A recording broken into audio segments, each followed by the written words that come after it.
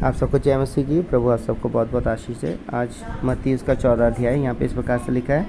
उस समय चौथाई देश के राजा हेरोदेस ने यीशु की चर्चा सुनी और अपने सेवकों से कहा, यह यूहन्ना बपतिस्मा देने वाला है, वह मरे हुओं में से जी उठा है, इसीलिए उससे सामर्थ्य के काम प्रकट होते हैं।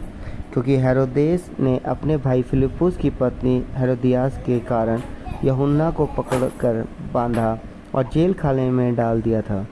क्योंकि यूहन्ना ने उससे कहा था कि इसको रखना तेरे लिए उचित नहीं है, इसलिए वह उसे मार डालना चाहता था, पर लोगों से डरता था क्योंकि वह उसे भविष्यवक्ता मानते थे।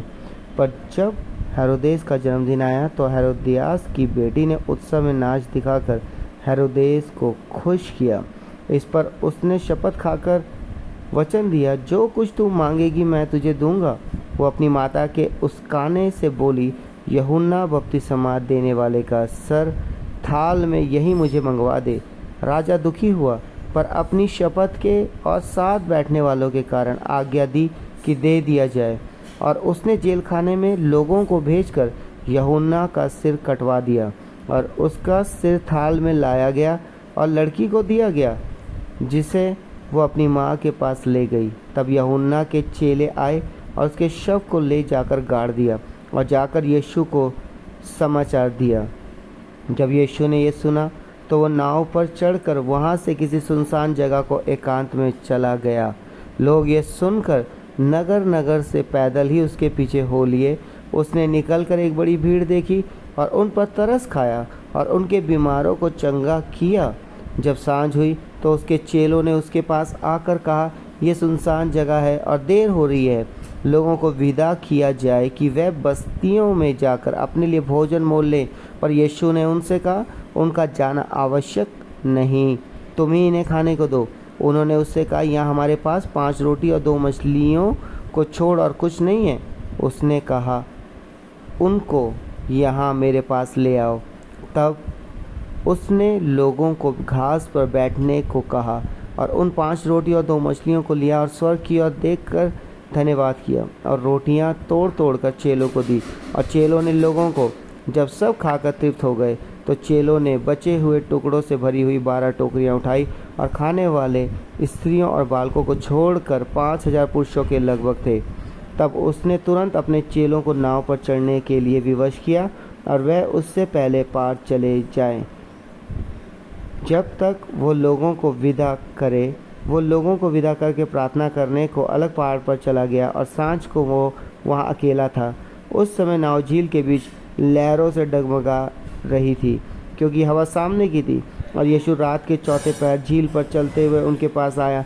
चेले उसको झील पर चलते हुए देखकर घबरा गए और कहने लगे, ये भूत है, और डर के मारे चिल्लाने लगे। तब यीशु ने तुरंत उनसे बातें की और कहा, ढाढ़स बांधो, मैं हूँ, डरो मत।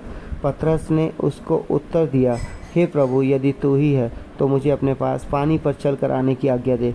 उसने कहा, आ। तब पतरस नाव पर से उतरकर यीशु के पास जाने को पानी पर चलने लगा, पर हवा को देखकर डर गया और जब डूबने लगा तो चिल्लाकर कहा, हे प्रभु, मुझे बचा।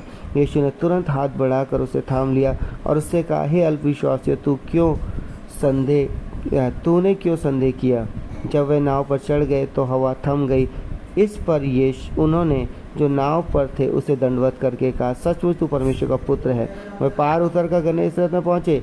वहाँ के लोगों ने उसे पहचान लिया और आसपास के सारे देश में समाचार भेजा और सब बीमारों को उसके पास लाए और उससे विनती करने लगे कि वो उन्हें अपने वस्त्र के आंचल ही को छूने दे, और जितनों ने उसे छुआ वे चंगे हो गए। सो परमेश्वर पिता पढ़े हुए चुने सुने कलाम की तरह हम सबको बहुत बहुत आशीष करे।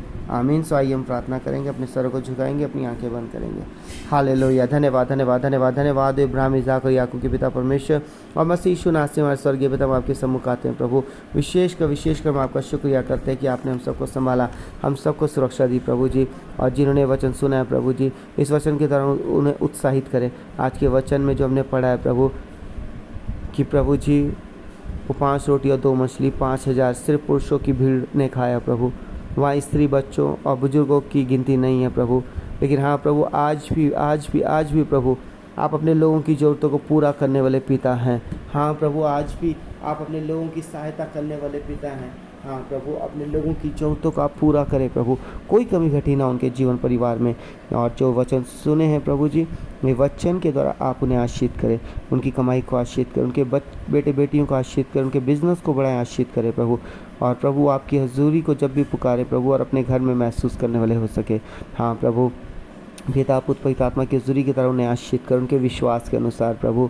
यीशु नाम में, यीशु नाम में, यीशु नाम में। जब वो चेले नाव पर थे प्रभु, तो नाव डूबने लगी, वो घबरा गए प्रभु, लेकिन प्रभु आप प्रार्थना करे तो और आप झील में चलते हुए उनको दिखाई दिए प्रभु। हाँ प्रभु जी, जब आज आपके बेटे बेटी निराश होते हैं, भयभीत होते, दुखी होते, तो आप अपनी हजूरी के द्वारा उन्हें स्पर्श करें प्रभु, उनके दुख, उनके कष्ट, उनकी परेशानी को दूर करें प्रभु, ताकि वो आपकी हजूरी को अपने सब महसूस करें और वो बंधन होली स्पिरिट गोस्ट फायर के थ्रू टूटने पर उनके जीवन परिवार से प्रभु। हाँ प्रभु, आप इनके विश्वास को बढ़ाएं, इन्हें आशीषित करें प्रभु, आज दिन भर संभाले, सुरक्षा दें, और जितने सुन रहे हैं प्रभु जी उन्हें आशीषित करें प्रभु, उनके विश्वास के अनुसार। आपकी हजूरी का धन्यवाद दो प्रभु जी, प्रार्थना सुनने के लिए धन्यवाद। ये प्रार्थना यीशु के नाम से मांगते हैं, आमीन आमीन आमीन। सो प्रभु आप सबको आशीष दे, सबको जय मसीह की।